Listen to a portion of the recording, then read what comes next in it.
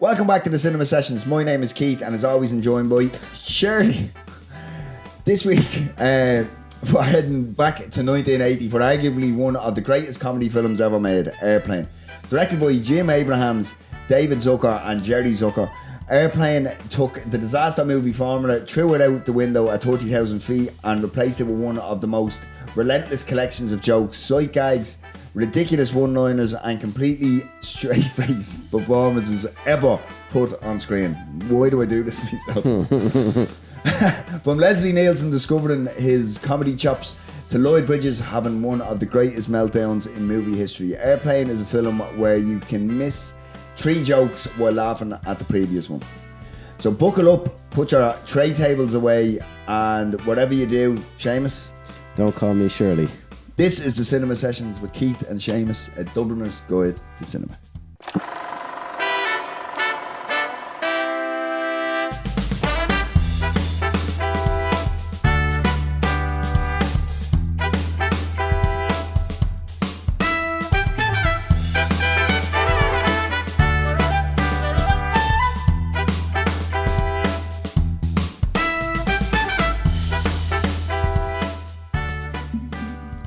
Nice power. You did the black power. Did I? Yeah. Salute there. You know what I mean? I'll start talking Joyve now. Yeah. One of the whitest films ever. Yeah, profoundly white. So, Seamus, have you ever seen a grown man naked? No, I'm one of those never nudes, so I've never even seen myself fully. Do you like gladiator movies? I sure do. Did you hear what the original line was? No. The original line was apparently, "So Joey, have you ever sucked a grown man's cock?" that is apparently what they wrote down originally, and they were told in no uncertain terms, no. Yeah, but like you won't be saying that. That would be ridiculous, but I do not think it'd be as funny as the way it is now. No, what's funny is there's some weird plausible deniability to it, but you know what's up. Because it's P.R. Graves, just like we'll talk about this a lot, I'm sure, but it's just the straight fucking straightness of it. He is kind of underrated in it. He's brilliant. Yeah, as Captain Over. Captain Over, yeah. Good Lord. What's our vector, Victor? Yeah, Roger. We have clearance, Clarence. Roger. While, again, ChatGPT said we should get straight into these things, so I'll do my little spiel here. Airplane is a parody comedy film from 1980, written and directed by Jim Abrams and the Zucker brothers, starring Robert Hayes, Julie Haggerty, Leslie Nielsen, Robert Stack, Lloyd Bridges, Peter Graves, and Kareem Abdul-Jabbar. The film follows former fighter pilot Ted Stryker, who boards a commercial flight in an attempt to win back his ex-girlfriend, Elaine. Ted is forced to overcome his fear of flying and take control of the aircraft after food poisoning incapacitates the pilots and many of the passengers. The film has a 7.7 rating on IMDb, a Metacritic critic score of 78, and a user score of 7.8. On Rotten Tomatoes, it has a critic score of 97% and an audience score of 89. Airplane is reported to have grossed approximately $171 million worldwide over its theatrical lifetime, against a production budget of around $3.5 million. And on a personal note, folks, I'd just like to tell you both, good luck. We're all counting on you. So as our introductions give away, we both know this film quite well. Fairly enough, yeah. What was your first experience with Airplane? I would have watched this at an age where I wouldn't have got the vast majority of it. That's how young I was, like, you know what I mean? But still, I remember finding gags like the co-pilot, the blow-up emergency pilot and stuff. I was just about to say shit like that, and I thought it was the funniest shit ever, like, you know what I mean? Because I remember watching it with my dad, and I remember that actress who shall remain nameless sings The Rivers of Jordan, and I found that hilarious. The child freaking out, yeah, and as a child myself going, look, nobody knows she's about to die, and I was just finding it so funny, like. Yeah. And then just over the years, it was either something that was already on or just something that I always had fond memories of. And like, I'd like to sit here and say, like, I'll quote this film to death, but I highly doubt that my memory speed isn't as good as yours, I would imagine. Well, funny enough, I near the exact same. I do remember explicitly we wanted to rent out a movie, and my mother of all people being the one going like, we should rent out that airplane. It's mad. There's the co-pilot and he's a balloon. And I was like, all right, yeah. So we watched it. And what age were you? I want to say we were 6 or 7 or something like that. Because I remember exactly the same. I remember thinking just the fact it was a balloon thing was really funny. The kid doing the sucking in her cheeks and the cross-eye thing. Yeah. The bit where he's like beating the guys up at the airport, like all the stuff, like the people going I found the kids hilarious. I didn't obviously get I like I like my coffee like I like my men black. Yeah. But I remember finding them because I didn't like. I mean, like we all know, I grew up in Finglas. The people like that didn't exist. Like, do you know what I mean? I remember. You went to scale with them lads. Indeed. It was like looking in a mirror. I remember specifically I remember going, what's going on here with the Mayo Clinic gag? I remember being like, what?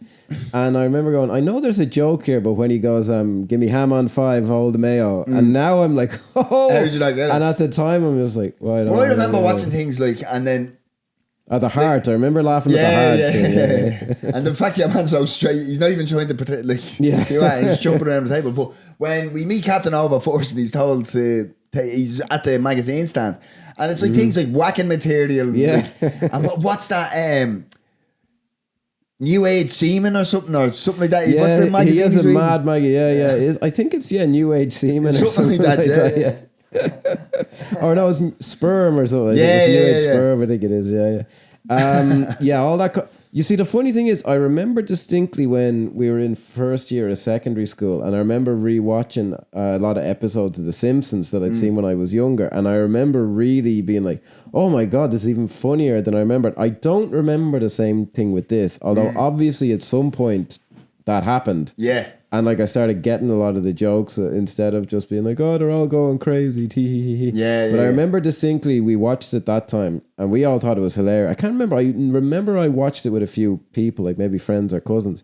And we all thought it was great. And my mum at the end of it, kind of true to form, was like, oh God, that's very silly. I can't remember now why I like that at all. And I was like, all right, thanks, man. I appreciate that. But I remember her the way she spoke about it. And it was like a cultural milestone, like this film. They had done Kentucky Fried Movie, which I think and there's probably stuff that's kind of on that level, but it was a cultural phenomenon on this scale though. This is surely the biggest mainstream kind of spoof. I'd have to think so. If there's something like it, I don't know what it is. Jeez, I always thought Top Secret came out before this, no? No, that was like a flat, kind of a disappointing follow-up they did. This was their big, this was huge, that's why there was a sequel to this. I mean, the way this film opens, the chaos of it all, is, and we meet everybody you need to meet, and it's just, the gag, like I said at the start, this is the type of film where you can miss 3 jokes because you're laughing at one, do you know what I mean? It's just constant hilarious, the announcers over the intercom is I still think that's one of the funniest things ever, because within seconds, while they're still being serious, you can tell what they're talking about, full well, and you can tell that there's a sharpness, there's a joke coming. Yeah. What's funny is you just want me to get an abortion, which is quite outre even nowadays. What on the Roe v. Wade? There is would have been a pretty hot topic at the time. It's still like, Jesus, that wouldn't play any less. I remember then they are the actual people who make that announcement, and then I remember seeing a really serious film where they just filmed in, I want to say it was like, it's the actual people from an airport. I want to say it's like Flight 93 or something. No way. There's some really serious film where you can hear it, and it's like the White Zone and it's the same voice, and you're like, what the fuck? That's hilarious. The fucking thing. Yeah, they were the actual people, and they were a husband and wife apparently. That is class. A bit mad. Yeah, that is class. That I don't know. They never went into it. They just kind of say, "Oh, they're the actual people," and you're like, "Well, that kind of speaks to an attention." That's the way to detail. do it, though. If you're gonna make a film or something, for instance, we have the Lewis and stuff here. You want to get Sandyford, do you know what I mean? You want to get Next Stop. That's the way you do it. Get the act. Now, something to bring up. It's a little overstated, I have to say. I want to kill this myth right now. Have you seen 0 Hour, the film this was quote unquote based on? I've seen bits and pieces. Never. Yeah. I watched all of it now in preparation for this, and there is now, if I'd have just started watching it late at night, I would have been like, holy fuck. But watching it, having heard, it's basically a shot-for-shot remake. It is not like that's it. Now it's the same storyline, but it is not word for. I would actually say, had they just taken the jokes out and made this film, but like serious, it would have been it'd be a better. It's like a good rewrite. That film. Like that film starts off with, it's very low budget now, and it's all set in Canada. I found really weird. Yeah, that's a good one. Like, why the fuck would you do that? I can't explain. It's just all. It's not like crumbling or something. I think like actually, I wonder if it's something to do with like the weather in it. Because a big plot point in this is it's impossible to land for hundreds of miles. Even though that's kind of implausible, I'd say. But over there, maybe there's larger patches where there's no airports in Canada or something like that. We're on the Rockies and we gotta fucking do this and that. But it's set in Canada, and there's some stuff. I remember the first thing that I was like, they did it better in Airplane is it's never outside of the airport. It just starts at the airport. Whereas in that, it's your man, and he's typical like a 1950s guy who's probably 40, but he looks about 65 or whatever. And he's at his house and he finds the message from his wife. And it's him and his wife, and they have a kid, as opposed to the relationship in this, which I think is again just kind of better. Whereas this starts just at the airport, and you're off to the races. 100%. Like, I mean, to make a film like this, like that's kind of non-stop from the second it starts, like I think it'd be impossible to have like Robert Hayes get into his car at his house and then drive like. Yeah, and then what is it like? Do you know what I mean? It wouldn't work. It also gives you one of the most famous and best gags in the whole fucking film is because he rocks up in his taxi, jumps out, and then some guy gets in. And I always, still to this day, love the fact that he knows he's not going to be. He doesn't know he's getting on the plane yet, but he knows he's not going to be quick, and he turns the mirror on. He runs back and he actually runs back to the car. Yeah. Oh man, that's hilarious. That is great. And then, like again, throughout the whole thing, then. It's like keeps just flashing back, and your man's like, "What the? What's going on?" And that is so funny. Like, yeah, that's great. Yeah. I remember the first thing that I was like, no, sorry, the conversation that he has with Elaine in this is like, I got your note. I guess you thought and it is nearly word for word. And she does say in the original, it's all about respect, and I can't live with a man I can't respect. And I love it. The only change they made is. He looks at the camera and he says, "What a pisser!" What a pisser. The way he says it as well is. Oh my! Because I love the fact because he looks at the camera and he kind of just, "What a pisser!" What a pisser! The way he did it, it's a very. There's a lot of people underrated in this because I think Robert Stack and Leslie Nielsen got most of justifiably most of the kudos. Robert Hayes is fantastic in this. Brilliant, yeah. And the thing is, I wanted to mention this as well because I saw this. I remember when Robert Hayes looked at the camera and could not. I was like, I didn't know where a fourth wall break was. Like, do you know what I mean? And I remember I didn't know what he meant. What a pisser! But I knew piss was probably a bad word, and I found it hilarious. And I swear to God, I could not believe that an actor, a film that I'm watching on the telly, could look right at me. And I'm like, it was crazy. Like. I don't remember. I do remember. I probably just laughed because he said the word piss. Yeah. But that is it. Now, just one thing to talk about. I would wonder how, although it's fallen out of favor now recently, the spoof film, but people who grew up, say, watching like, because I saw this before. I think I saw the Naked Guns even and all this. I wonder how people, because that scene, for example, now it's kind of. Like, it's funny in a way that she says, like, I can't live with a man I can't respect because it's so kind of harsh, but isn't like a joke. She'd be public enemy number one in 2026. Yeah, true, yeah. Andrew Tate would be like, oh, it's fucking woke movie. But I think nowadays, if the same guys are like a few years, they would have written more gags into the conversation. And I think it works perfectly well for me that it just has that little button on it, which I think is great. Yeah. No, see, because I mean, one thing I was going to mention is that no stage from the start to the end do they attempt to make this in any way dramatic. Do you know what I mean? Because I mean, you've often seen films, even comedies, where that there's a dramatic moment where, oh, this is serious all of a sudden. Yeah, and then true. Yeah. And no stage do they ever do this. The closest it ever gets is that conversation because you kind of get your bleeding heart goes like, oh, for Jesus' sake, like, and then it just perfectly bookends, like, do you know what I mean? What a pisser! That is, I don't know what it is. That's up there with one of my favorite gags. It's fantastic. I do like, and we talked about this on the Naked Gun episode as well. They invest time into that relationship. Now it's very, very funny the way they do it, but you are invested in it, like, and they're both likable people. And we'll get onto their meet scene because that's later on. But the thing is, they're both likable. Yeah, do you know what I mean? Which is a fucking difficult thing for what's her name? Julie Haggerty now, because you see the character that she plays kind of the same character in everything now. Not the same that she plays in Airplane, but just that grandmother kind of real ditzy and kind of Joan Cusack-esque. The only thing else I can remember seeing her in was that Freddie Got Fingered film. Yeah, which she's in Instant Family.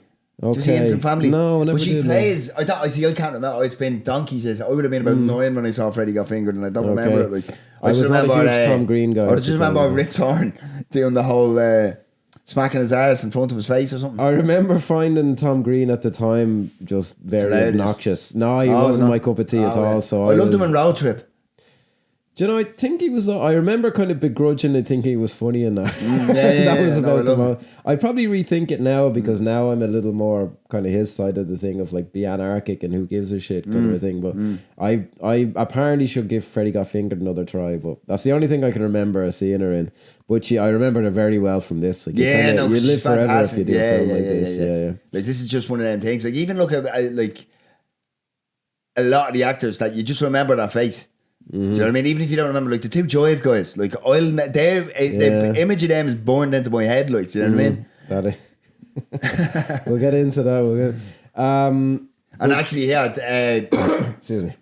when the two Harry Christmas, what's it? The Church of Religious Consciousness. We'd like to give you a flower for the Church of Religious Consciousness. Would you like to make a donation? Nah, we gave the office. Yeah, like and hilarious. Like his voice is like complete middle class American. There's something brilliant about that. And they pop up again. They don't have a whole lot to do now from the rest of it from that gag, but they're in so many scenes. That's what I mean. Like they do this better than 0 Hour because 0 Hour has fewer. Now, when I say it was a low budget film, 0 Hour, it's like way lower than this. It must have been. They've a lot fewer characters that you meet on the plane, and they're not as well defined. There's like a Scottish guy who likes football on it for some reason. And whereas on this, those guys are there. The Jive guys are there. There's the kids, the family. Yeah. John never vomits. He never has a second cup of coffee. That is from. I remember just thinking that was funny, but that's spoofing a coffee commercial that was popular at the time or something like that. So if you saw this in the cinema, it'd be like I think which one of the Scary Movies was it where they were doing the what's that the fourth thing? Yeah. Like I think people now who wouldn't have a fucking clue. They might find that funny in and of itself. I don't think so. But I think that was very of a time, and we all knew what it was. That's why I'd have my doubts. Yeah, the same thing happened in the second one, which I haven't seen as much. They spoof like a basketball. Oh, the basketball ad, yeah. But the Scary Movie 2 was the best one. Jeez, I saw the first one in the cinema. Tim Curry and David Cross playing the they get all the kids to the school to a haunted house or whatever. It's fantastic. Tim Curry is fantastic. Is that the one where James Woods does the exorcism? At the start, yeah. And what's his name? Andy Richter.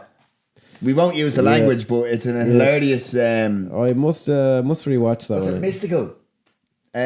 Mystical. Shake your ass. Watch yourself. Shake your ass. And it's all these extremely well-to-do white people using all the expletives in a hip hop song. Let me put it that way.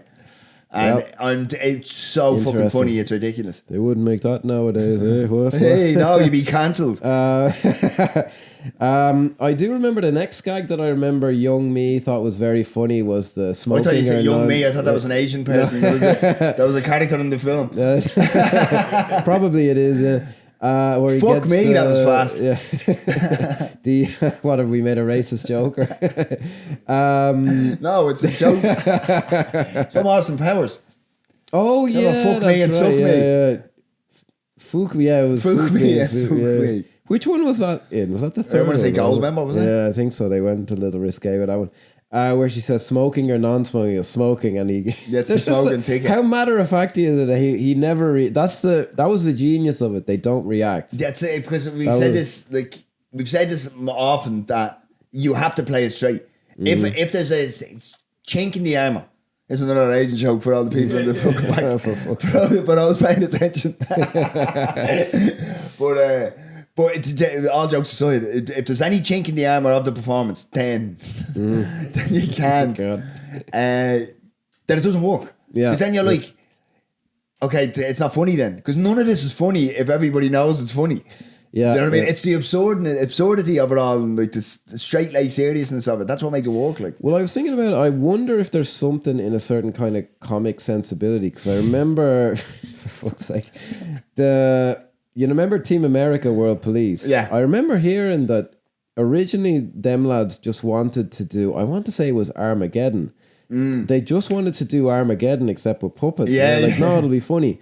And these guys had kind of the same idea. Like, let's just take this shite old film and like do it straight. Now, they obviously chuck some stuff in there on top of it. But there's some, and this is what I mean, like when people say, oh, AI will do this and do that. And I'm like, how the fuck would an AI think of just being like, no, the joke is this line from a real movie that's serious going like, we need to find someone who can fly this plane who didn't have fish for dinner. And they realize that that's funny.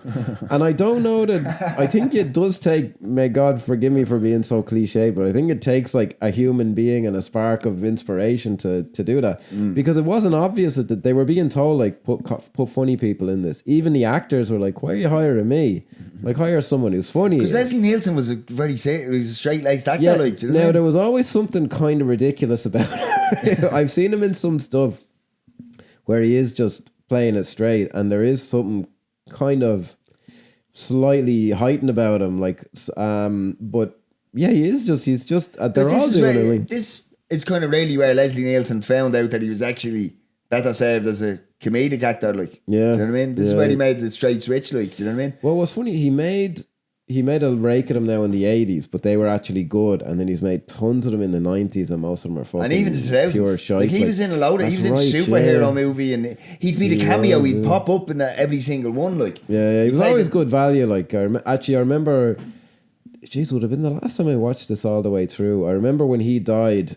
Me and two mates of mine, we all made a point of, let's get together, and this was the one we watched as opposed to Naked Gun, which I found interesting actually, because that's more of a showcase for him.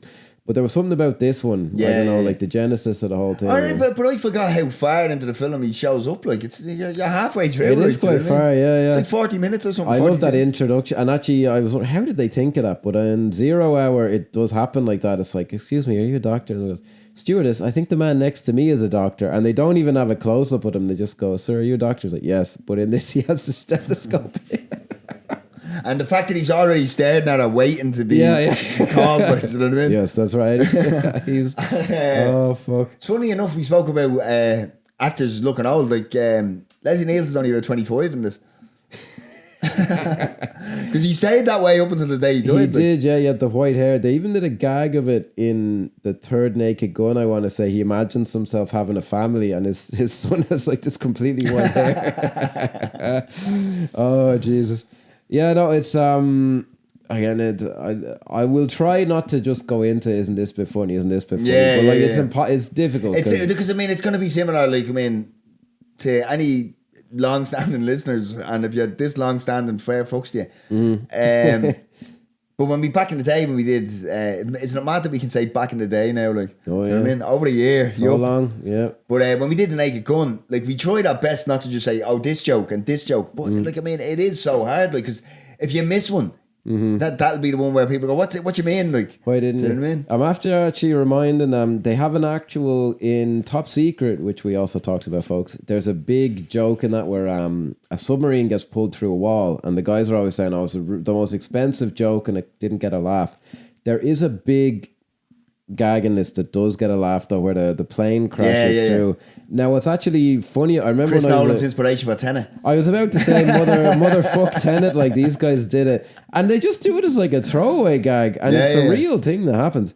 I remember just when I was younger just thinking that was funny, but when I watched it this time, one of the people in front of it is carrying a baby, and they fuck the baby like 50 feet in the That's air. the thing though, because when you actually pay attention to this and you look beyond the gag that they're trying to show you, you look into the background, and that's where some of the jokes are. Like, do you know what I mean? There's multiple times like that where the really funny thing is happening at the back of the plane. It's not happening at the front. Like, do you know what I mean? There's something you're not quite missing, or there's something more there for you if you want to kind of.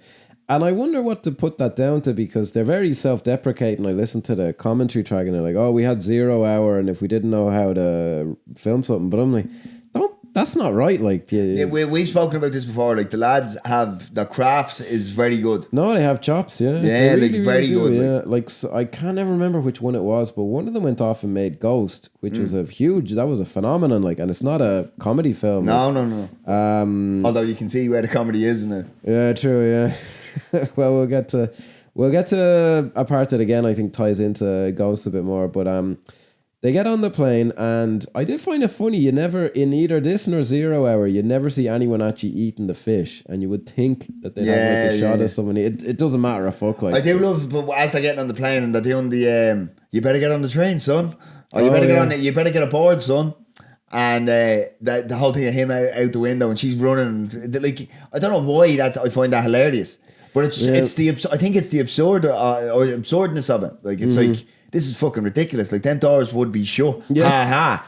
Do you know what I mean? But it's just funny in the moment when you're laughing along. Like, well, the thing about something like that is I was thinking about this again watching it, and there were bits where even I watching it myself as a lonely single man in a bedsit, like eating my microwave dinner. Am I depressing you guys? Should I go on? There were bits that I laughed out loud at. That was not one of them, but there's something about it that amused me. See, the thing is, well, I'm thinking about it now because I only watched it last night, and only because I'm saying it out loud, which is something that I say far too often on this.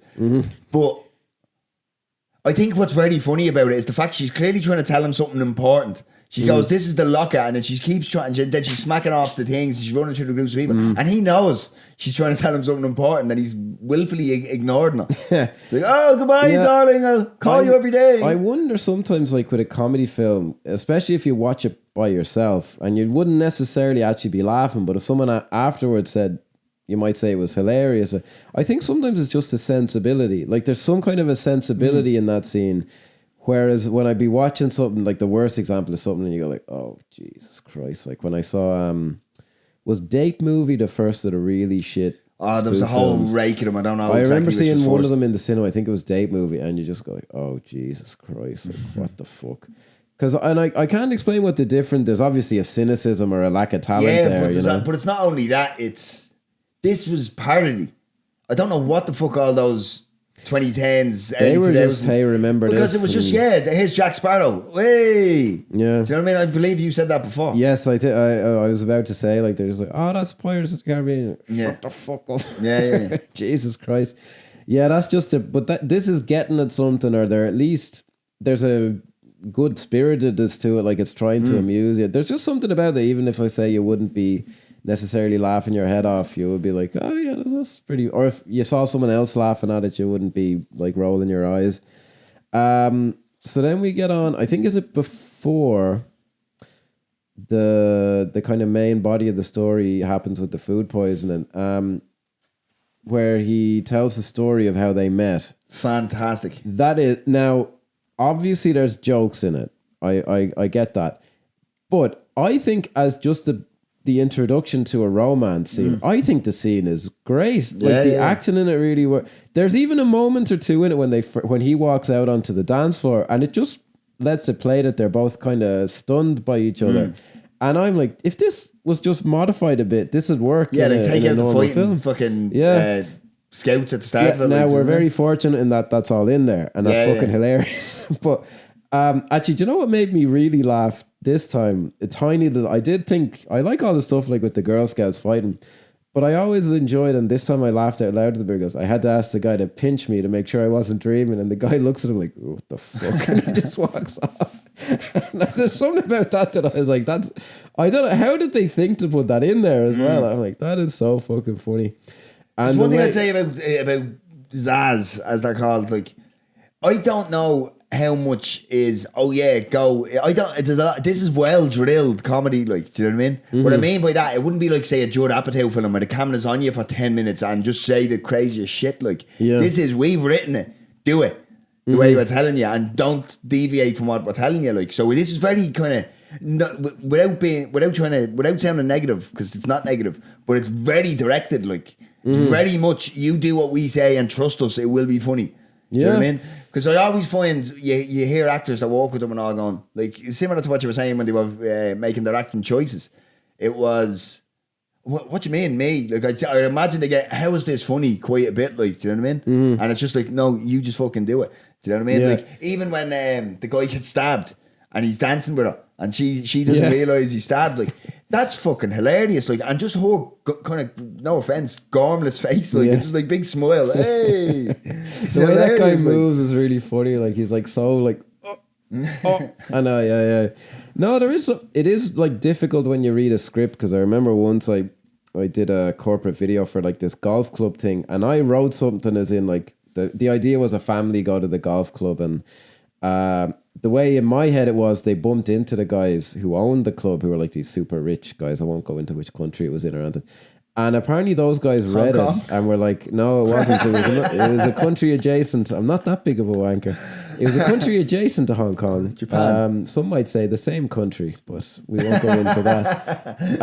And the guys were, one of them anyway, was apparently very offended. Like he was like, what is this? I wouldn't greet a normal family. Now, this is not a sentence that will come out of my mouth. You know, but as much as you might think, boy, he's apparently said like this script is degrading me, and I was just like, but did you not read it? Like in my mind, it was like, no, you just happened to be walking by and they bumped into you. It's not like you're standing there with like 50 people to greet them.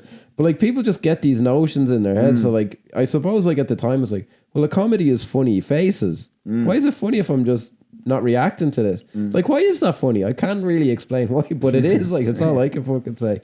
So I can kind of see like the guy gets stabbed and then he starts dancing in a jerky way and she imitates him. Why does that be funny? Can you imagine reading that and then you see it and you're like, this is really great. But can you imagine even seeing like the dailies and you're like, I don't get it. With like, no music in the background. It's like, what the fuck is going on here? What have I signed up for? Like, I can only imagine, they had some weird... people did like it now, apparently. But one of they must be more serious than they kind of let on, the Zaz guys, because they were apparently ready to nearly walk away from a studio because they were like, no, it cannot be a propeller plane. It has to be a modern jet. And they were apparently ready to like walk away over. Why though? I think they were really tied into this should be a shitty 50s movie like 0 Hour, which is a propeller plane. I was watching 0 Hour and they're like, make sure you stay at 120 miles an hour, and I was like, fucking what? Get in the fucking car. Like, what the fuck? Like it was a very different era. You know what I mean? I think they were like, no, we can't see it. And how the fuck long did plane rides take back in the day? You'd fucking wonder. 3 hours to London, like? Yeah, they were. I can't remember, and it wouldn't mean fuck all to me because I know nothing about Canadian geography, where it was set for some godforsaken reason. Just want to make sure we dig it, Canada there. It's America's hat, that whole country. Just basing that on nothing at all. They're lovely people, I'm sure. But I remember it's like a 10-hour flight or something in 0 Hour. It's quite long, I remember. That like it's another 4 or 5 hours to get to the destination. And they were only crossing the street, like. Yeah, I couldn't believe it because I was like, make sure you stay at 120 miles an hour, and I was like, how would the plane even stay in the fucking air? That's all gliding. Because by the time you know that even with failed engines, it can glide for up to 9 hours. Yeah, you can fucking go. Yeah, that's one of them dad facts. Brought to you by the internet, by the little trivia things in the old men's magazines. That's where I used to get my trivia. Which men's magazine specifically? FHM, Maxim, which was quite funny. Nuts, yeah, that was one of the weekly ones that I wasn't as fond of. Zoo was the other one. I used to read all of them because I worked in a newsagents. We get them in. Likely story. There was FHM. How come he didn't become the editor of a fucking yoke like Quentin Tarantino? Well, I'm glad I didn't know because I'm sure all them fucking magazines are well out of business. What was the other one now? Let's drag on about Playboy. No, there was FHM. No, the British lad magazines. Like so the Zoo, Maxim, FHM. Yeah. Oh, there was another one like Arena that was a more kind of up its own hole, kind of higher. Oh, I only read the articles. That's what that kind of shit. Though still had naked women in it, which is nice. But we digress. The Daily Star, bring it back. Yeah, they were. No, the Zaz boys were obviously. You don't even know what a page 3 girl is, do you? Oh, like, that's amazing, isn't it? That's depressing. Yeah. Like, oh my god, page 3. This is it. Yeah, this is what we used to do in primary school, right? We'd be fucking 7. And we'd go in and you'd open it up to page 3 on all the papers and leave it and live.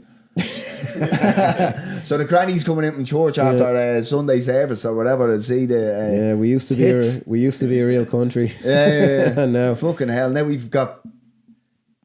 Continue. Yeah. Well, anyway, no, they were obviously quite.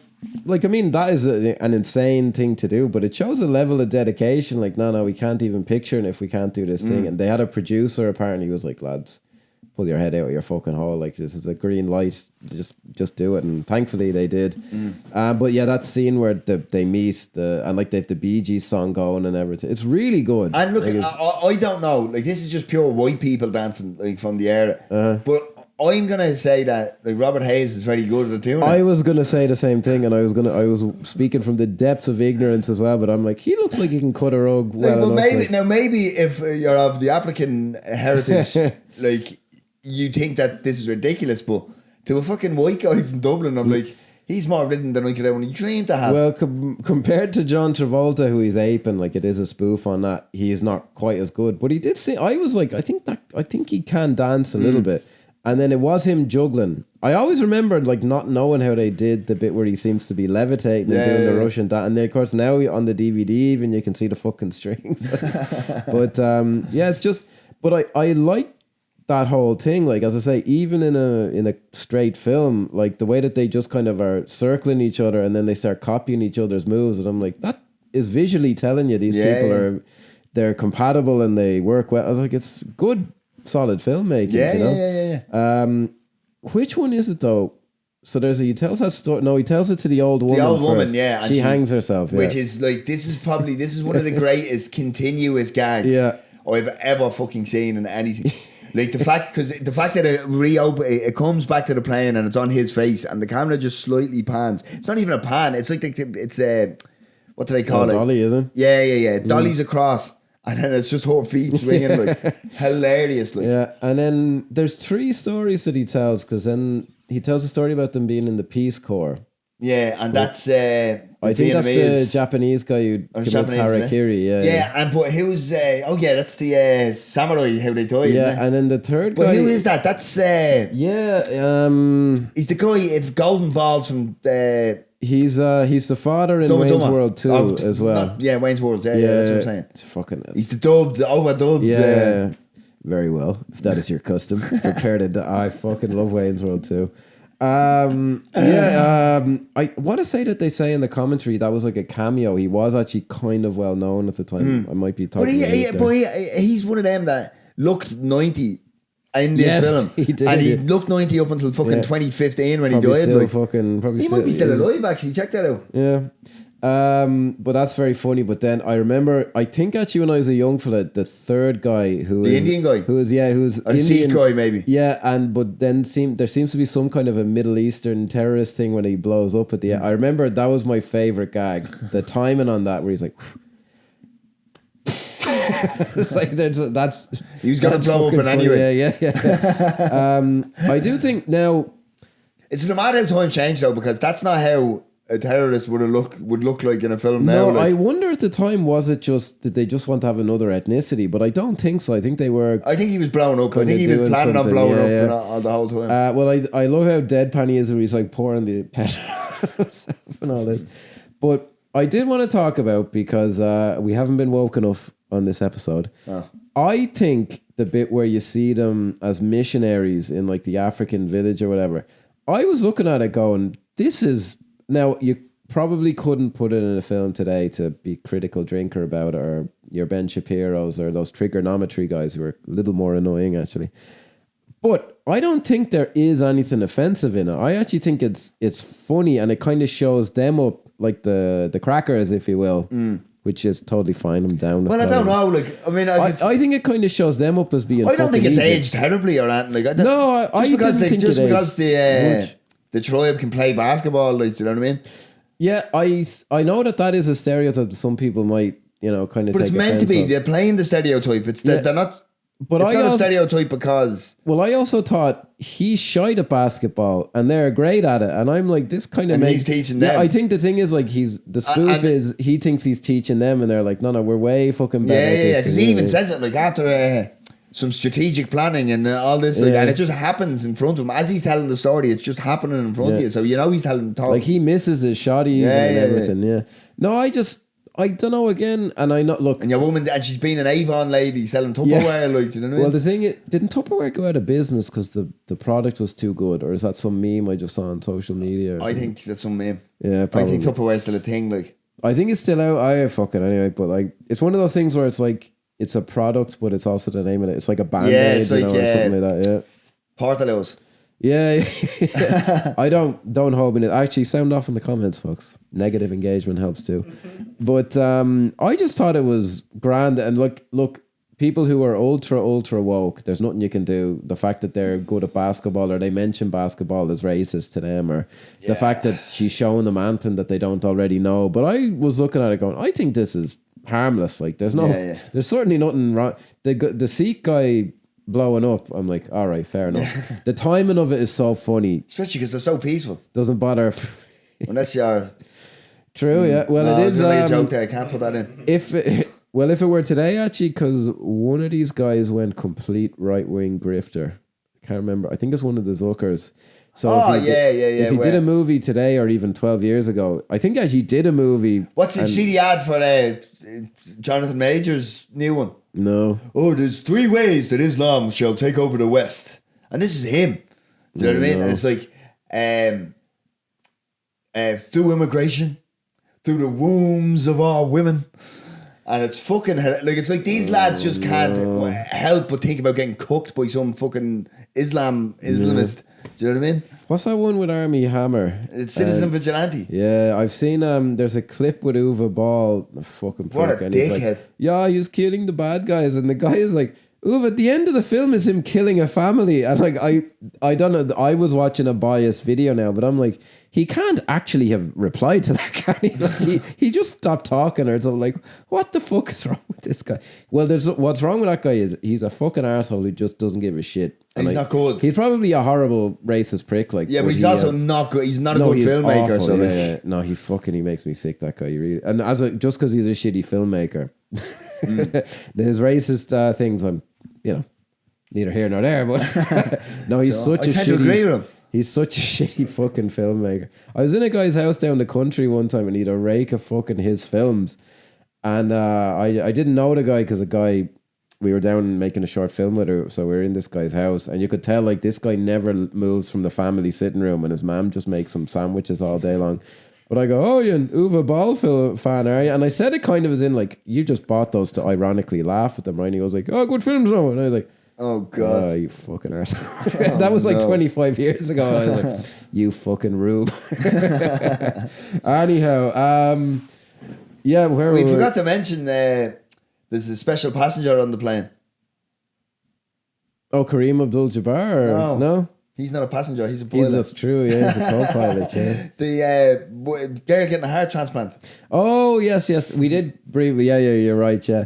Which they don't, if this were a straight film, you'd say they don't do a lot with that, but they do enough with it that it's very, again, when you brought up like when I was a kid and the thing got knocked out, I just thought that was the funniest. It was so funny because and more so that, not even knowing the gravity of what was happening or what they were trying to get at, it was the face she was putting. Yeah. Fucking hilarious. Like, still is. Like, she's still very funny, yeah. I actually, now what makes me laugh the most about that, it is still quite funny. What makes me laugh the most is when she's starting off the song and everyone's kind of looking at each other. Yeah. And then the guy, one of the best gags in the whole thing for me is when the guy comes from the ceiling. Yeah. It's fucking hilarious. Like, I swear to God. And it's just, and your woman is her singing as well. And it's she's just very good actually. Yeah. What was it? There is only one river. Yeah. There's only one sea. It flows to you. It was and it flows to me. Now, actually, what is she saying? Because I listened to that song today. And there's we are the Father. That's it. But what is it? We are the world. I think she's saying we are one, as in we're all together. I could be wrong now, but that's what I always took it as. We are the it does, yeah. We are one. That's what I don't know.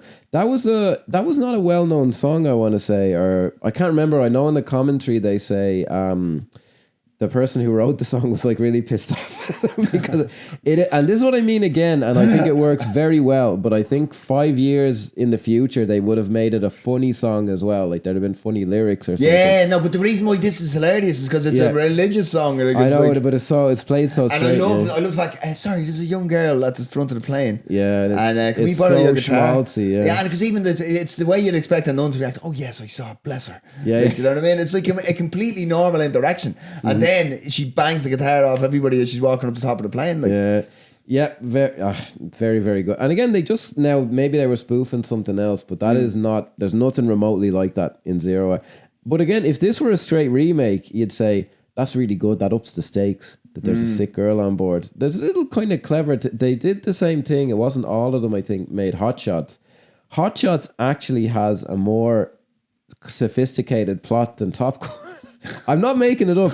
There's a whole saboteur subplot in Hot Shots that actually adds a bit of drama to it. Yeah. Whereas in Top Gun, I didn't grow up watching Top Gun, so it's not as big of a film to me. I do like it, and I like Maverick a lot, but I stand by that. Hot Shots is better than Top Gun. Clip that. Who's that fucking asshole in the tie?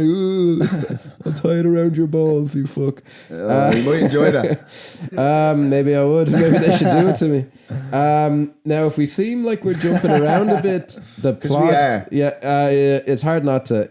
I think we should just mention, again, we have Clarence, Roger. Oh, that's very funny. And the way he keeps going, Roger, what?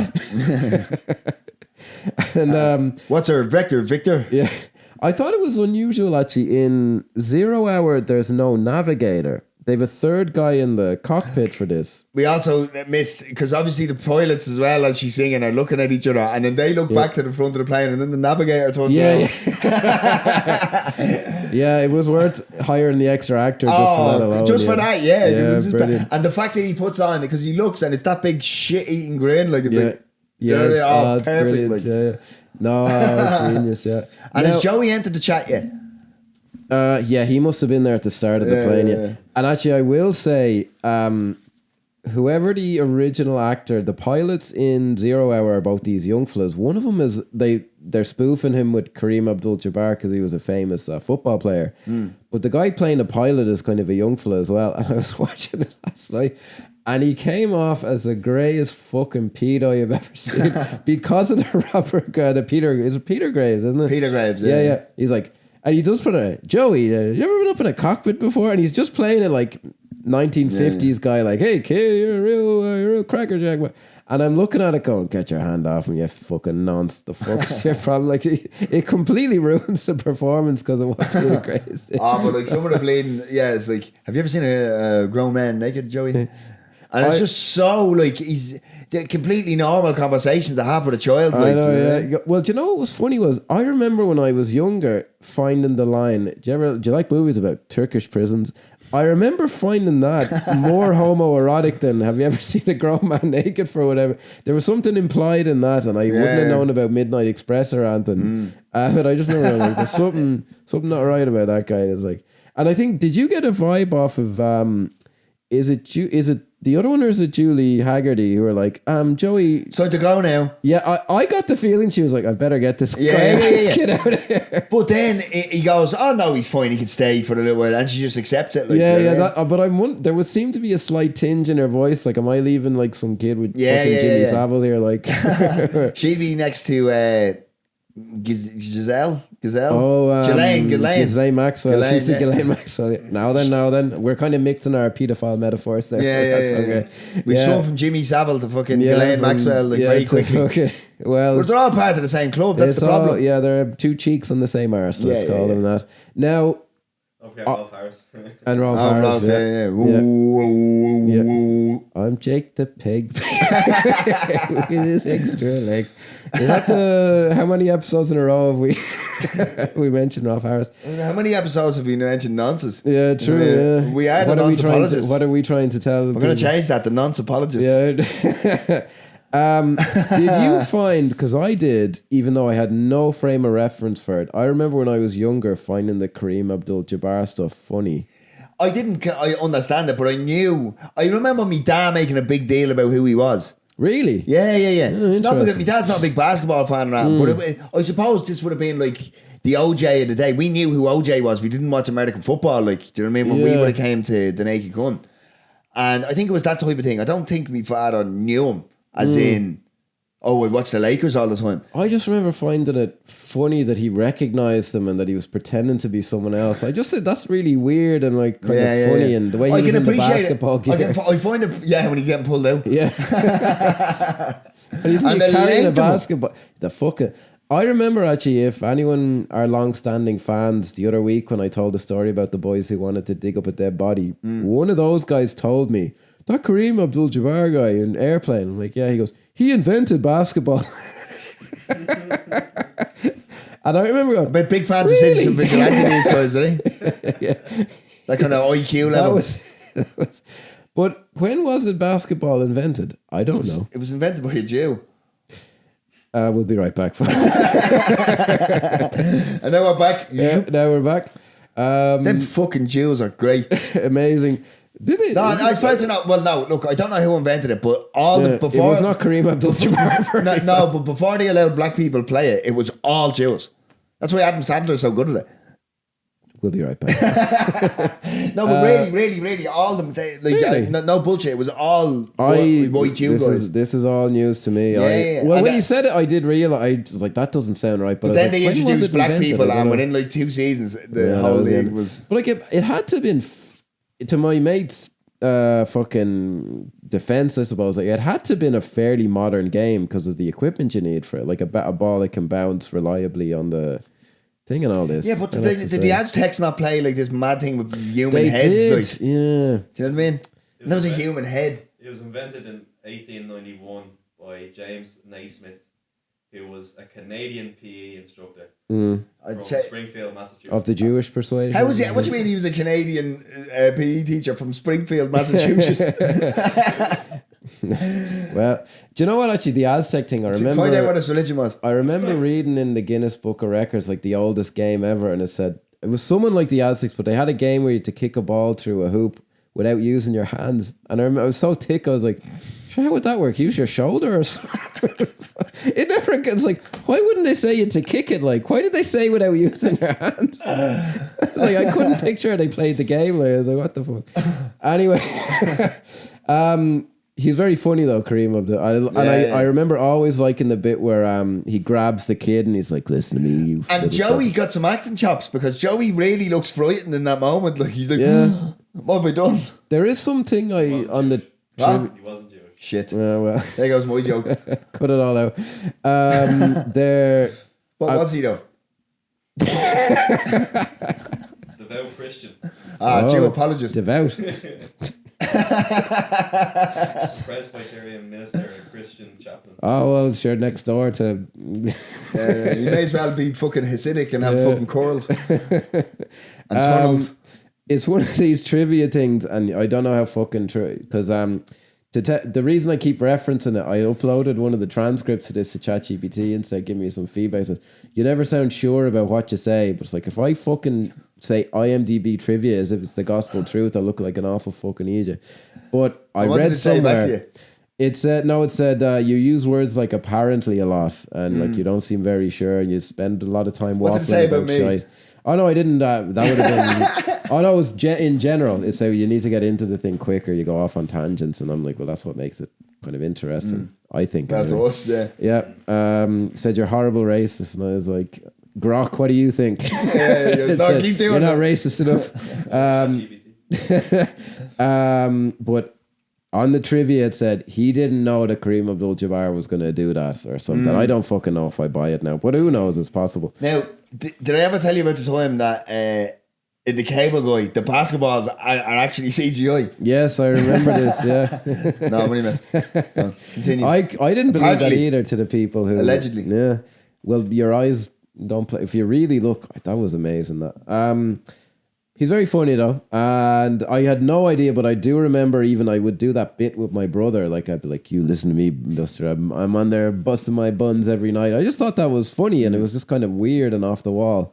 So then we get into the actual plot, which is where Leslie motherfucking Nielsen shows up, and I don't know why, but I find the way, even when I was a kid, I was like, they're doing something there, like the way he cups his hand, because remember he's taking the eggs out of the woman's mouth, and it's kind of obvious that he's palming one into her mouth at the same time. It's such an obvious. No, but he's not though.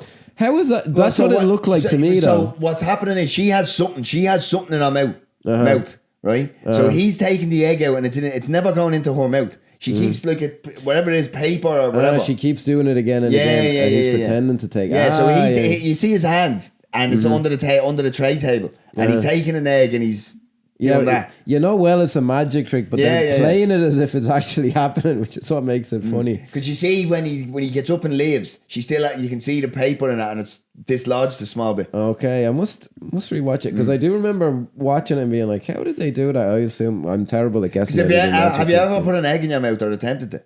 It's not easy. I can't imagine. No, they're quite. I don't like eggs at all. Actually, they're quite rotund at the end. Interesting. Doesn't he say something funny to the stewardess though? Is that one of the? It's one of the gags that is kind of funny. He goes, "Can I speak to you over here?" And she goes, it's one of those guys like, "What is it?" And he says something back, but I can't remember what it is. Yeah, but that's not important right now. Yeah, what is it though? I don't know. I can't fucking remember. But that's one of the. But that is in 0 Hour. Like he goes like, "Can you stick your tongue out?" Yeah, and he goes like, "Stewardess, can I talk to you for a moment? How soon can we?" Yeah, something like, "How soon can we land?" And she says, "Shirley, is it serious?" Or something like, fuck, I can't remember. But he's introduced as he means to go on, and he is so fucking funny in this. Like he's so spot on and perfect. And then everyone starts to get sick, and I do remember thinking that 0 Hour was poorer for the fact that they don't have the doctor in the background describing the symptoms as the pilot is. The way he's describing it, I was like, before the poor bastard turns into a quivering mass of jelly and uncontrollable flatulence. The way everything is working there is comedy fucking gold. And it's Peter Graves' performance in that scene, like to be able to, because this is probably one of the few times where this could really be played as a joke. Mm-hmm. Do you know what I mean? And it just doesn't come across that way because he's such a good actor. Do you know what I mean? Because you believe that he's actually experiencing what he's saying. Do you get me? No, yeah. It's because, I mean, this could easily turn into him playing the do you know what I mean? And it doesn't, which it's a testament to the man as an actor. Like, no, it's never asking you to laugh. It's just doing it. Yeah. Well, it is like, to be fair now, it's riding a perfect line of, it's just enough heightened that it's obvious this is meant to be funny, but it's not so much that it's like begging you to laugh at it. It's just fucking right. Like, and the way Leslie Nielsen is delivering it so flat in the background, like it's brilliant stuff. And there's a great gag as well where he goes, they're talking about the fish, and he looks down and there's a perfect skeleton of a fish on the dish. Oh, Jesus.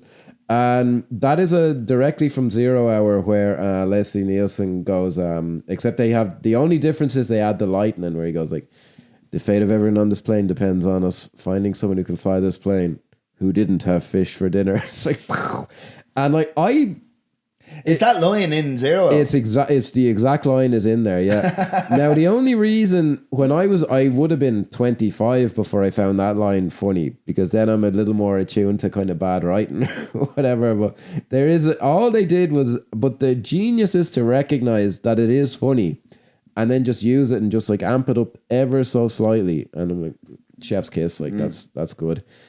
So then I think we're back to, and again, if we're just trying to figure out... Has Robert Hayes developed his drinking problem yet? Yes. Oh, yeah. What a bleeding gag. It's hilarious. Because he says it, and he goes, then I developed a drinking problem, and completely absurdly just...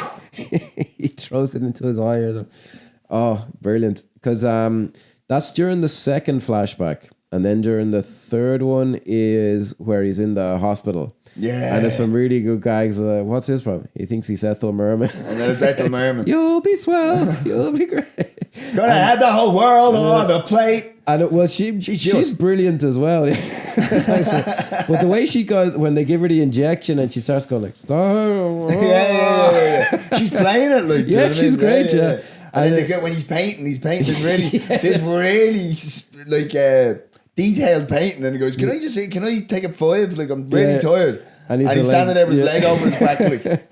Oh, God. I always did, this is so weird, like, but I always thought that he was being really fucking smart there, the guy. He mustn't be an actor. They just found some guy who could contortion himself. Because the way he plays it is like, oh, gee, thanks. Yeah, yeah. Do you know what I mean? It's real I noticed that as real well. antagonistically, like, and I'm like, all right, chill. Yeah. But that's obviously what he thought he had to do, like, do you know what I mean? That was very fun.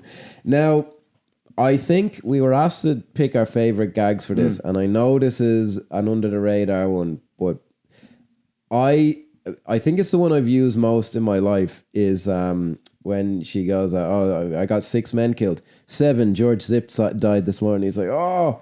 But then at the end of the scene where she says, oh, you got to try and, rebuild it. Like, tell that to George Zip. I have said that and I have heard that said countless times in my life, whatever happens. And we've touched on this before, but a friend of mine is married to a German woman. And at some point in the relationship, the inevitable happened. Like we're sitting down to dinner and she goes out of the room and you go, what does she make of the whole Holocaust thing? And most Germans, quite rightly at the moment, feel like, well, that was in the past. Had some good ideas. So he said, oh, they all feel like, well, they're very sad about, but that happened in the past. And, blah, blah. Well, I only read Mein Kampf about 4 times. Like. And then someone at the table goes, tell that to George Zip. So it will forever be my favorite gag in the. And it's not even really a gag in the film, but I just think there's a perfection to the way he says it as well. And I do like that is not in 0 Hour. How that comes back at the end, and that's really good when Leslie Nielsen gives him the pep talk. But we'll go into that. But you remember the name George Zip, that. Like it's good writing as well. Like they came up with a memorable name. Now, I think Lloyd Bridges has entered the chat. Yeah. And Christ on the throne, he is brilliant. What a guy. Because he's so... Because I mentioned that at the start in the intro, like, it's like essentially a meltdown. Do you know what I mean? But it doesn't... He seems real cool, calm and collected. But if each time you see him, it's slightly more elevated. To the point where he completely goes mental, starts and jumps out a window, like, do you know what I mean? All via substances. I think when I was a kid, I want to maybe change. I think the bit I laughed the loudest at was when he was like, it's coming right at us, and he jumped out the window. I think when I was a kid, that was my favourite joke. Yeah, because but the funny thing, the one that I would have got more than, I picked a hell of a day to quit smoking. Picked a hell of a day to quit drinking. Picked a hell of a day to quit amphetamine. He didn't know what an amphetamine was, didn't get the joke whatsoever. Yeah. But when he goes, I picked a hell of a day to stop sniffing glue. Yeah. Like, that was hilarious, because I fucking known, I knew what sniffing glue was. I remember that, the same thing, yeah. Funny enough, that is looks like I picked the wrong week to quit smoking, is in 0 Hour, but the Robert Stack equivalent says it in that. The Robert Stack character is played by someone who nearly could have been in this, Sterling Hayden, who's he's the General Ripper in Strangelove. And he's fucking the corrupt police commissioner in Godfather. And actually, he's in 0 Hour, which is a low budget lump of fucking shite. And the year before, he was in Stanley Kubrick's The Killing. What a fucking step down. But that's a fucking resume as well. Like, yeah, he did well now, peaks and valleys. Yeah, I think big time. I think one of the reasons they thought to go there with the Lloyd Bridges one is in the original, they're in these very low budgety kind of rooms in 0 Hour, but everyone is sprayed down and like they're sweating bullets and like, oh God, how are we going to get him down? And Sterling Hayden, actually, I think they nearly could have, his character in is like a real arsehole, and like he's really pessimistic, like more so than Robert's character is. And I found that I'm like, okay, when you're watching him, who's a genuinely very good actor, I'm like, I can kind of see why you think this is worthy of spoofing, if you know what I mean. Okay, so are you talking about Lieutenant Kramer? The guy, the pilot who gets woken up from bed. Yeah, who gets woken up. Yeah. Kramer. Yeah, is that his name in it? Kramer, yeah. Kramer. Yes, that he repeats his name a bit, yeah. And we're also introduced to Johnny, who was also someone I thought was hilarious. Oh yeah, like I didn't know why I found him funny, but like it was just like like in the original, actually, there is a character like that. And he goes, Johnny, some coffee, and he's like, right. And then this is like, coffee, Johnny. No thanks. And I do also think. Every time I fucking open my mouth, I also remember thinking the bit where they go, the fog is getting thicker and Leo's getting larger. I remember thinking that was fucking hilarious as well. He's very funny, that guy. He was in, I think he was in the sequel to this, but he was in fuck all films. Like, he died very, very young. I remember looking, he died in 86 or something like that. He's very, very funny. It was AIDS. He's only, guess how old he was in this? You're going to tell me something ridiculously young, but I'm going to say 37. 32. Oh. They aged differently back then. Yeah. So, and did you notice actually one of the guys on the radar is like a regular actor in Breaking Bad? No. Oh, the guy on the radar. Mike Armitrout. Yeah, the guy is like, he's what's going. His name? He's Jonathan going, Banks. He's going to the 500, 1300. What an asshole! That's the guy from Breaking Bad. Yeah. Mike Armitrout. Is that the Jonathan Banks? Is his real name? Oh, okay, right. I recognize him now, but he's in Beverly Hills Cop 3 as well.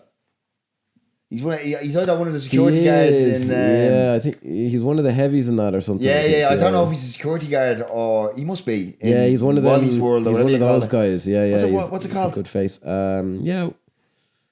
Oh, jeez, and I watched it not too long ago. Yeah. Oh Christ, that's going to torture me now.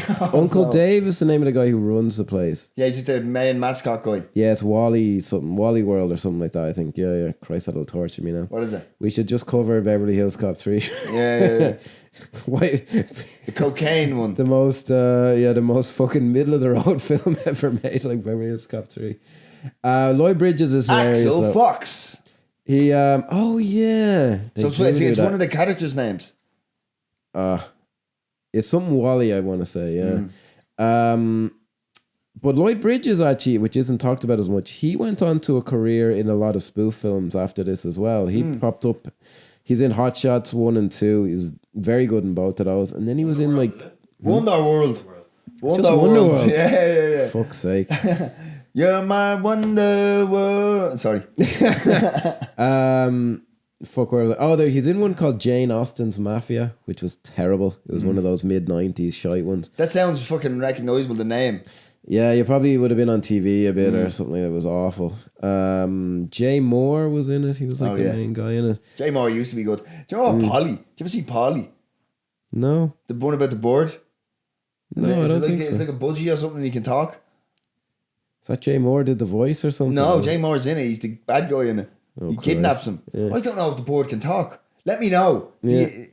Can the board and Polly talk? He's like, or am I making that up? That kind of half. He's like married or he's going out with a multi-millionaire now. Jay Moore. He was kind of half cancelled. That's how we can afford his podcast and just sit around smoke weed all day. Fair play. Why Look, not? man, I remember he was brilliant. You give me a boss bitch and let me sit around doing this all day. He was brilliant at impressions. You ever hear his Christopher Walken? He's fucking great at him. Anyway, we digress. Robert Stack then shows up and there's a really great gag where he's like getting changed in the mirror and then he steps through the cutaway. He steps through the mirror. And his wife is looking off into the distance. Like, this is and the man's in the background. The guy getting mauled by the dog, I'm like, I could do without that. But that is very funny. Where he's, and again, like, it must have taken a huge amount of time to do that or a bit of effort. That was very funny. He's very good in it as well, Robert Stack. Like, again playing it straight, like, which is the only way you can do it. Like, but he's kind of the only one that you kind of get the feeling where he's very sure of himself, the character. Yeah, you know what I mean, he's he believes himself competent. If you know what I mean, like more so than any of the rest of them. Do you know what I mean? Which I think is probably good because he's meant to. They're calling him. He's the guy. Like, do you know what I mean? And it really comes across like. It does, yeah. They never kind of undercut him, I don't think. No. There's never any moment where like he's made to look an idiot or anything. Like he doesn't make any mistakes or anything. So that's kind of interesting that they kind of keep these things defined, which I find interesting and good. Like, but that's what makes for the thing to be so good. Yeah. Do you know what I mean? Well, like Ted Stryker's character is consistent. Like he never kind of breaks. Like there are bits where he's like it doesn't really undercut the character that he's showing them basketball and he's not very good at it. Do you know what I mean? Yeah. And like they do, it's always on your mind that he's going to have a hard time flying the plane. Like they genuinely do a better job of reminding you that than 0 Hour. Like it's comedically overdone, but it's still like, I do love the bit where he's remembering all the plane crashes and then it turns into like all the shitty plane ideas down to the years. Oh, for fuck's sake. And some of them I remember, I'm like, I've seen that stock footage before, or something like where they've like 10 of the wings on the plane and it just collapses and it's the guy in the fucking thing. But we're kind of getting ahead of ourselves. Yeah, Robert Stack's very funny. I just thought I'd bring it up. In 0 Hour, there's a weird little cutaway gag in it where they're looking for him, the equivalent character, I should say, and they call up the house and their teenage daughter answers the phone and she's in front of the television. And there's like an Elvis knockoff on the television and they make a joke about like this brain dead teenager who's like, hello? And they're like, I'm looking for Captain blah, blah, blah. What?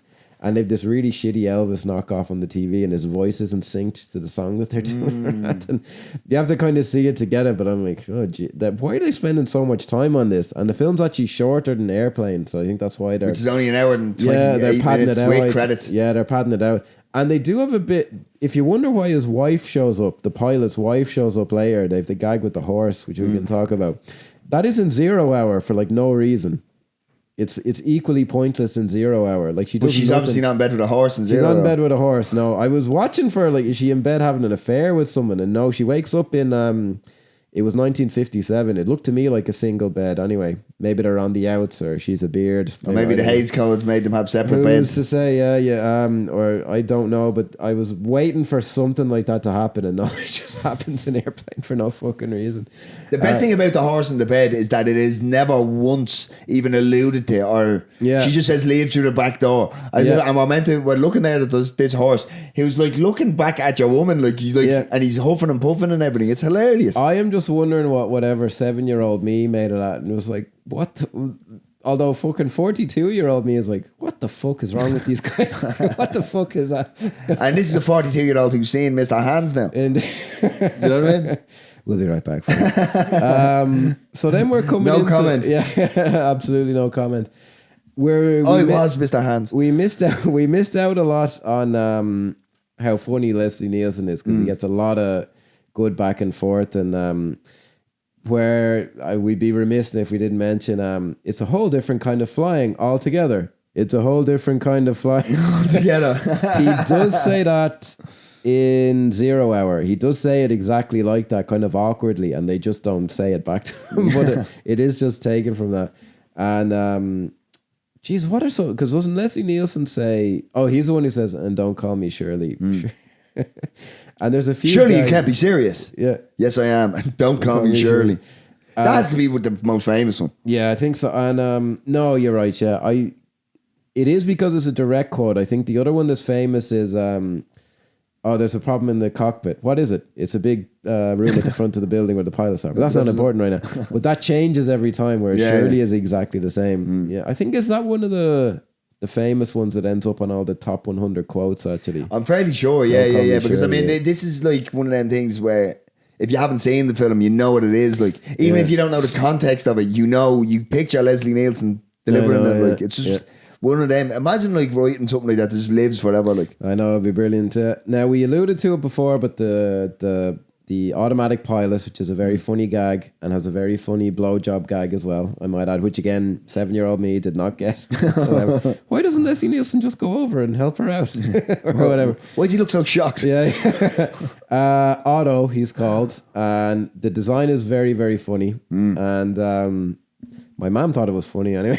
So I'll give Did you find it that. strange? Like, now, I never watched Airplane with me ma, but funnily enough, I remember sitting down watching Forgetting Sarah Marshall with me ma for some reason, right? And I remember, I find that film hilarious, right? But I remember her laughing at it, and it just turned into every time a joke happened, I wouldn't laugh. I'd just be looking at her like, ugh. No, my mum was always one for.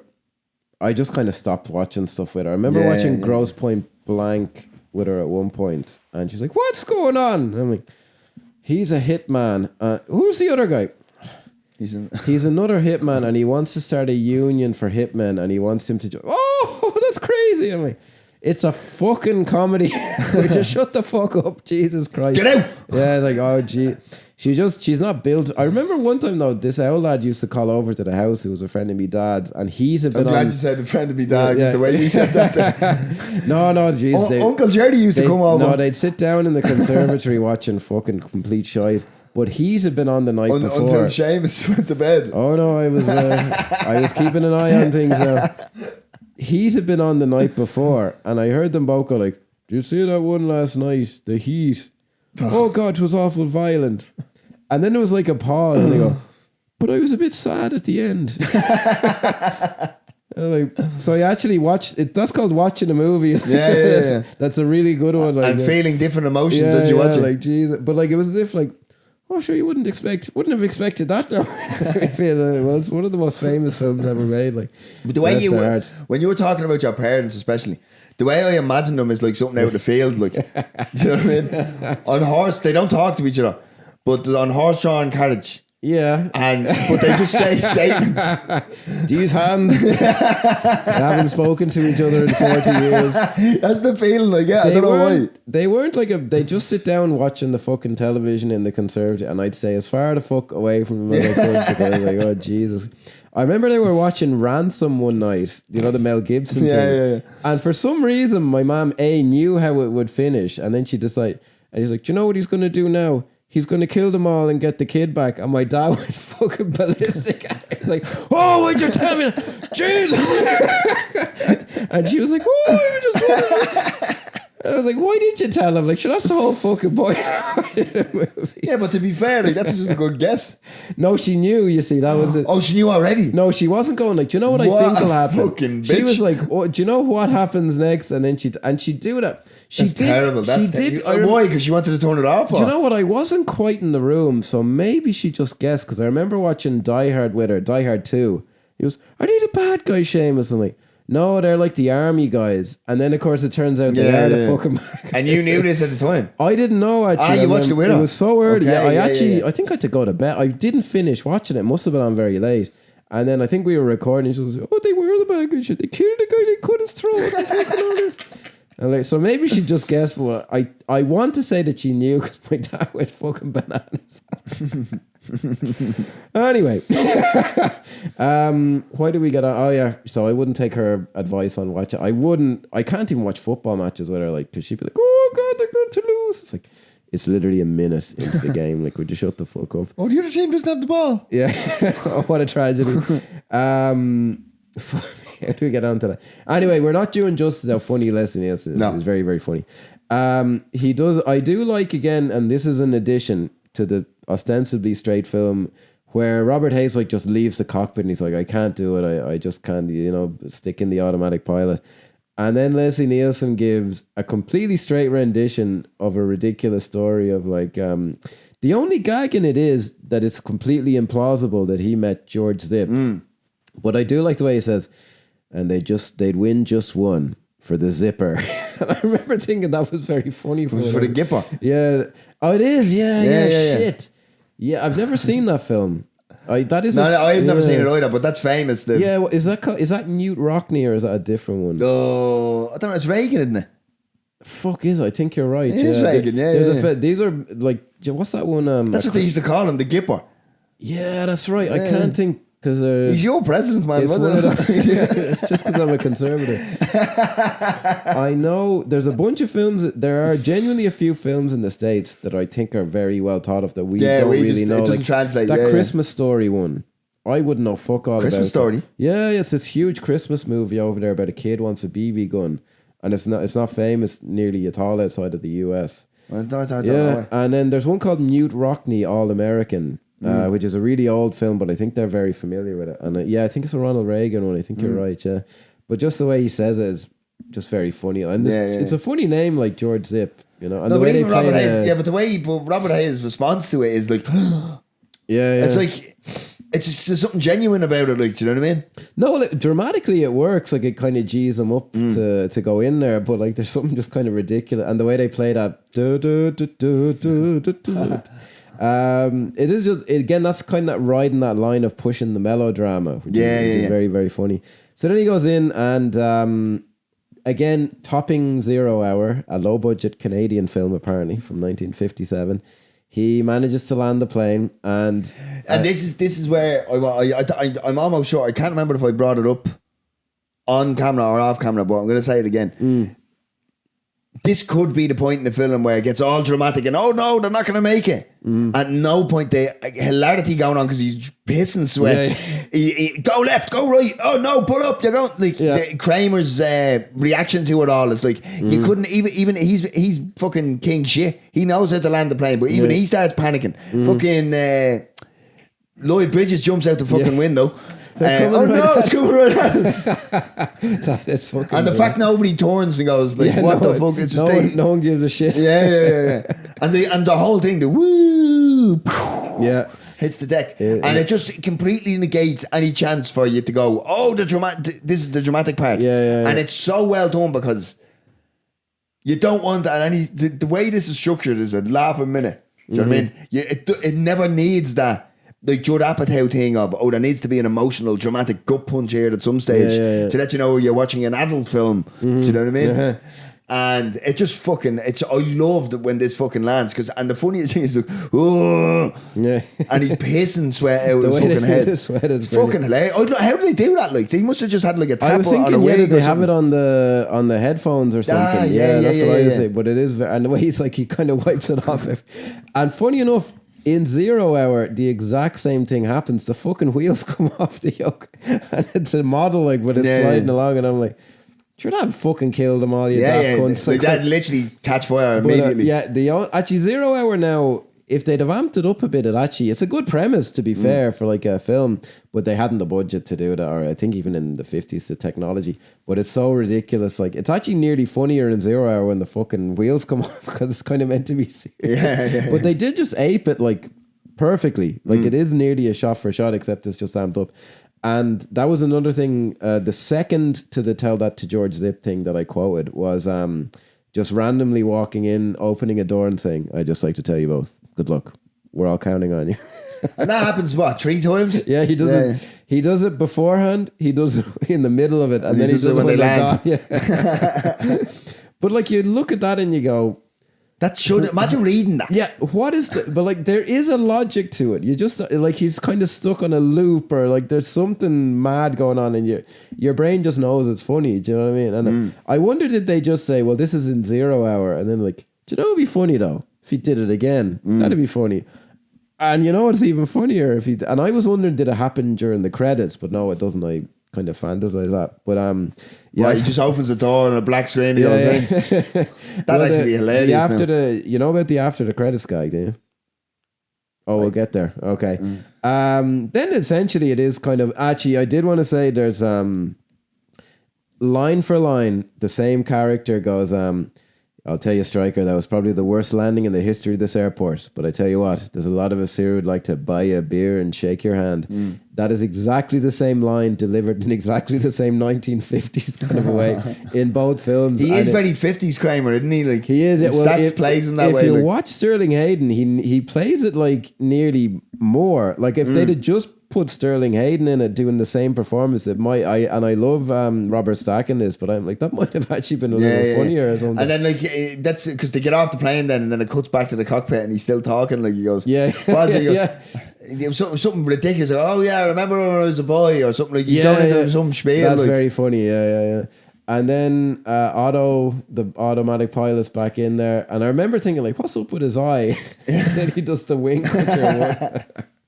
And then his pilot wife blows up. Why is that funny? Like, why did we not sit here and go, that's stupid? Like, what are we laughing at this for? I know, yeah. And the thing grows wheels, takes off. There is like a bizarre logic to it, and you can't like there was I was watching a Jackie Chan film the other day, and they did a thing like it was the classic gag where there's like him and this other guy are reaching for a bottle to hit each other with.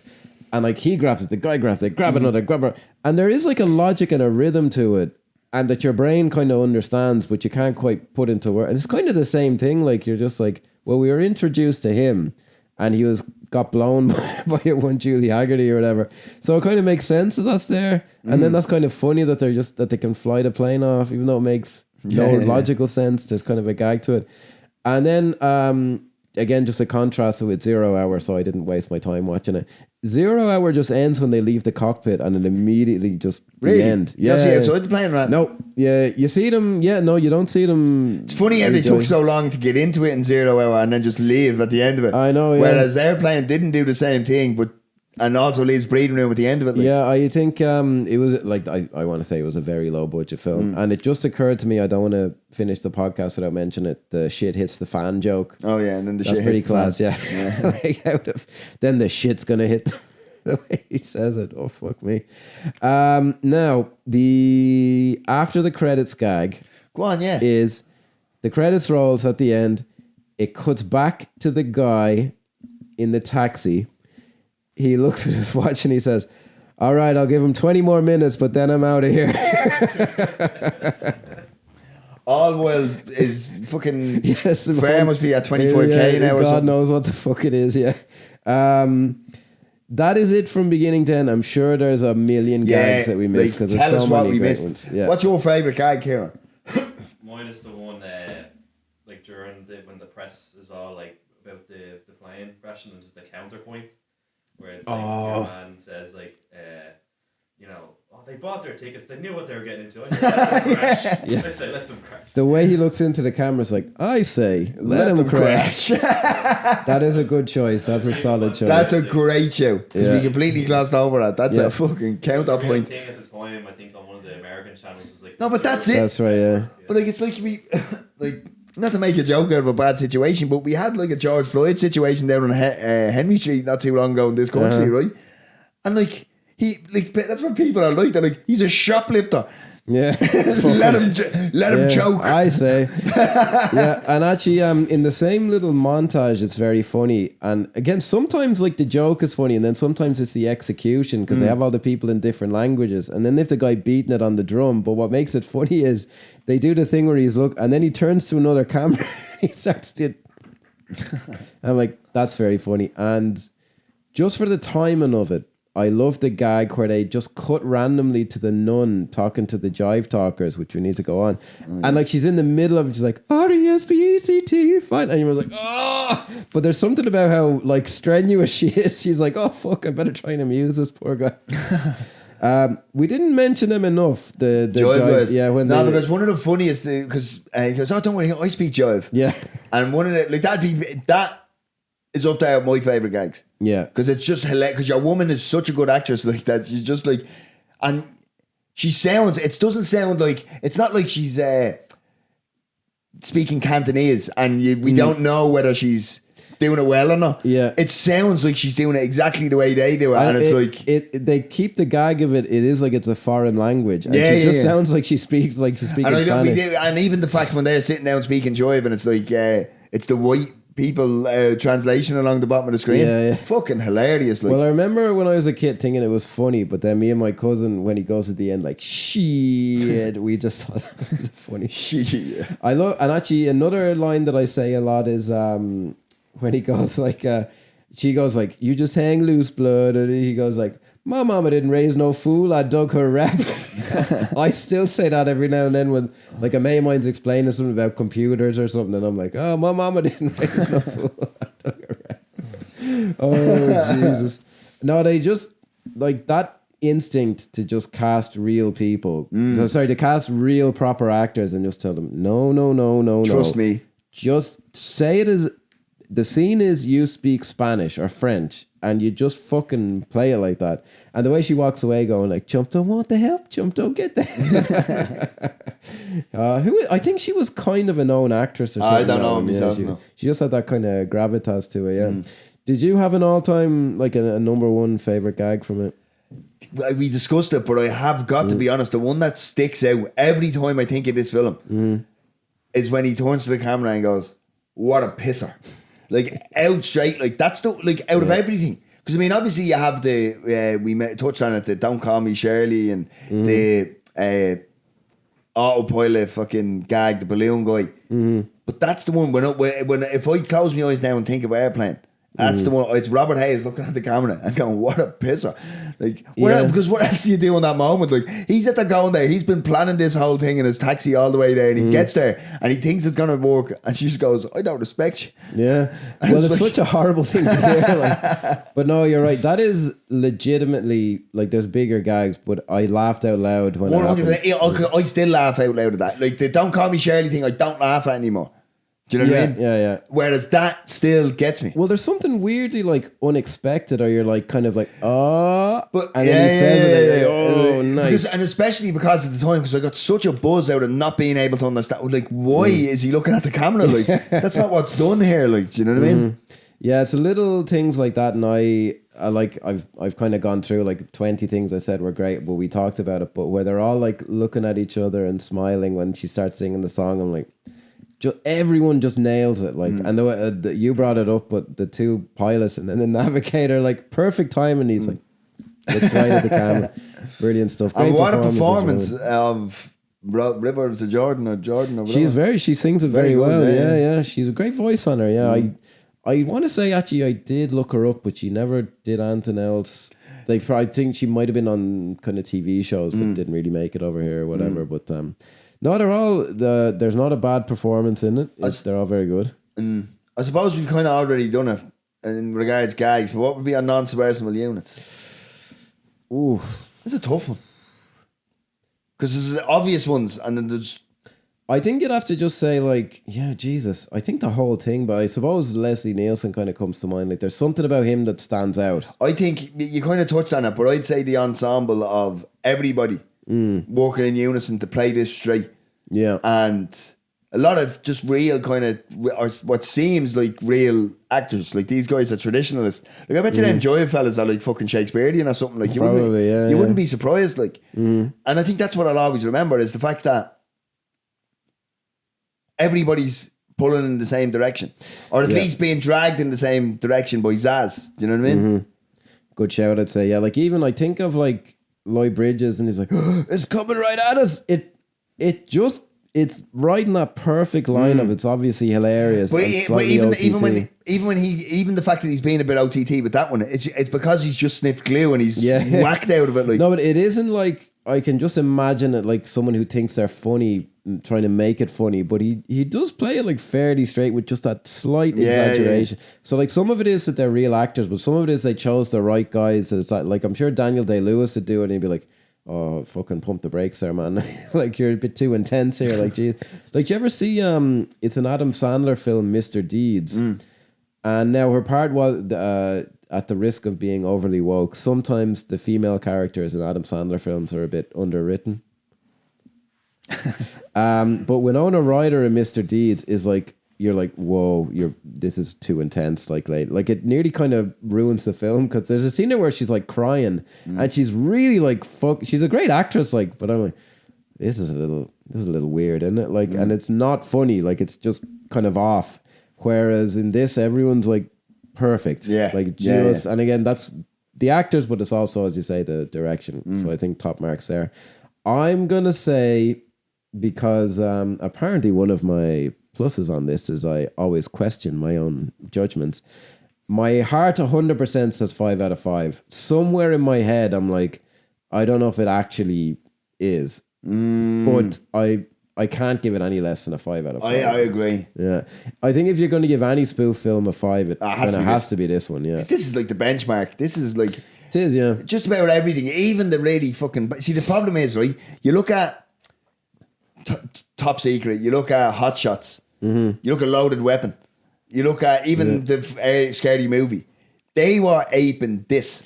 Yes. Right? Whereas Date Movie, superhero movie, was aping Scary Movie. And that's why it just doesn't work. Do you know what I mean? True, yeah. Scary Movie, really, love it or hate it, it was the last kind of one that was kind of had any sort of gravitas to it, like, do you know what I mean? Because even Zaz came back and did Scary Movie fucking 3, 4, 5, and 6, like, I know they were awful. I remember Or seeing... not 6, the Wayans Brothers did 6. I but- think I mentioned I saw one of them in the cinema, one of the scary movie ones, and there were bits in it where people were actually getting frightened because I think they were aping The Ring, and I think as filmmakers they were just getting lazy and they were like, right, we'll just get to the end of this scene and this kind of stuff happens. But the imagery they were playing with is creepy, so it was actually creeping people out. Like, Yeah. But I put that down to like kind of laziness. Yeah. Whereas with this, there was no laziness here. Like it's like they're fucking Everything is just, on key. laser And it's, focused. like I said, everything is so well directed. Like in a different film, you'd see, I can see the director here, and you go, that's why it doesn't work. Yeah. But for whatever reason, it's like a well drilled fucking unit of a ensemble cast. Like, do you know what I mean? Because everybody knows their position, and they're playing it to the best of their ability. Like, and Yeah, no, it was, I nearly said lightning in a bottle, but it's not because they were able to continue to do it. So they had it down to like a science. what do you think of Airplane 2? Do you know what? I remember when I was a kid and I didn't like it as much. And then I still don't like it. But the one that, like, when she's told to put the cigarette out, and she opens the fucking the window. Oh, and it all blows. I just remember watching it on TV. I think I came around to it. I watched it with some mates of mine, but still like ages And Freddie, ago. anything with William Shatner I struggle with. Oh, really? Not Star Trek, not that type of Okay, stuff. But anything that's not that. It's genuinely been too long. I do just remember watching it on TV, and there's a thing at the start where they're bringing a dog on board, and the guy goes, I'm sorry, there's no dogs allowed on board. I'm afraid Scraps will have to be shot. And he goes, bang, bang, and then the dog lies down, and he goes, I'm just kidding, it's blanks. And I remember going, oh, fuck this right Woke. now. What Yeah, the I woke was, yeah. nonsense? DEI nonsense. I just remember thinking, What was the dog Chinese?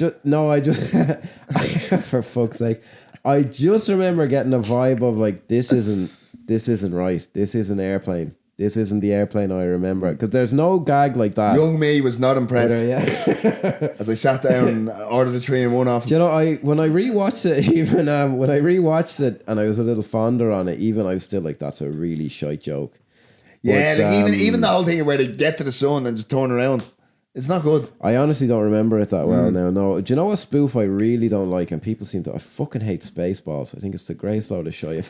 Spaceballs it isn't one that I've seen a lot of, but it's fucking loved. There's a My sequel coming out. cousin, there's a sequel. My cousin who will listen to this because he's the one who requested it. I remember saying to him once, and I said I don't like Spaceballs, and he goes, well, we ain't found shit. I'm like, yes, that one joke is funny. The rest of that movie fucking sucks fucking donkey dick, and I fucking hate it. I can fuck off. But some people absolutely adore it. And fucking, do you like Spaceballs, Kieran, you prick? As this is on the fucking list now, is I can't stomach Spaceballs. I remember seeing it and just like, this is... And I like Mel Brooks in I general. hope you can deal with the absolute tranche of hate that's about to come your way. Good, fuck him. Oh, do you know what actually we were fucking mentioning? Blazing Saddles was before this. What's it? Yeah, like a few years before it. And That's a good film. yeah. No, that's brilliant. Was the Like, that is History of the amazing. World Part 2? When was that? Do you know what? Yeah, Mel Brooks. We've completely forgotten Mel Brooks in this whole conversation. Yeah, we... Cause History of the World Part 2 was fucking now, hilarious. Young Frankenstein is... but Blazing Saddles is kind of... 76, I want to say. Yeah, Was it's it? a forerunner to this. Might even been earlier now. But it was around that time. Young Frankenstein is a little more kind of comedic. But Blazing Saddles is played fairly straight. So it would be some kind of a reference for this. It is kind of doing a different thing. But it is a spoof film. So yeah, we're kind of talking out of our...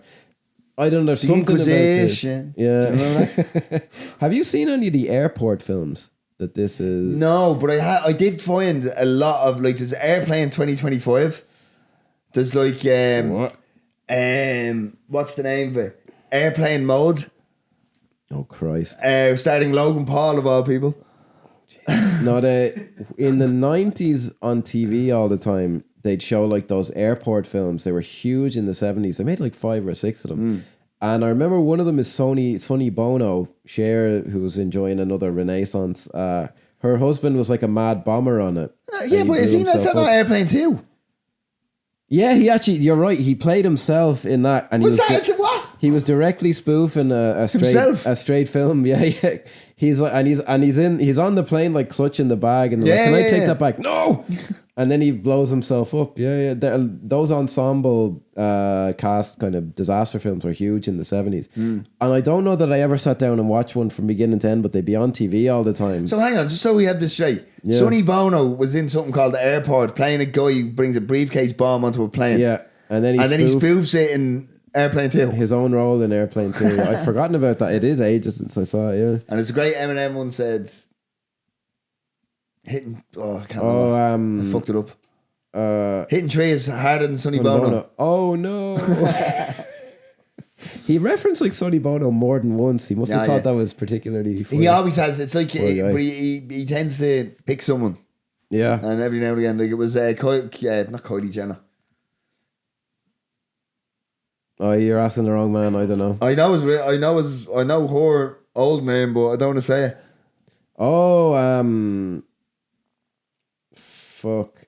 Caitlyn Jenner. Caitlyn, yeah. Yeah, well, we won't mention any other name. Actually, you know what? I think I just might edit the last 10 minutes out. Yeah. Why not? Even, no, it was too anti-woke.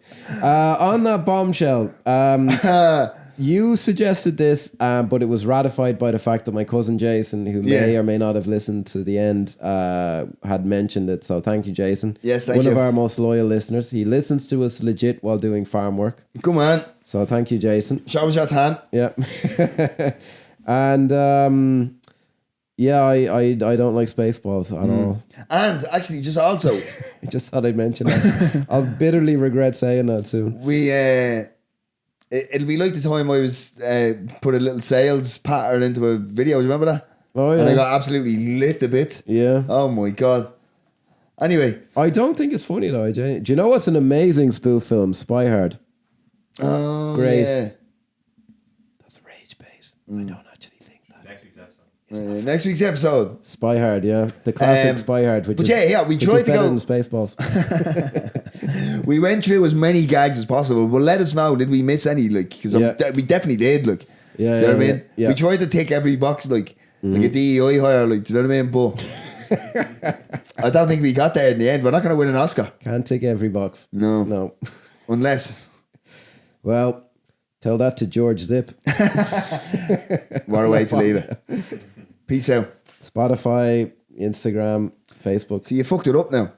What would George Zip say? I'm dead. We'll just one for the zipper. Peace out. Next time. Oh.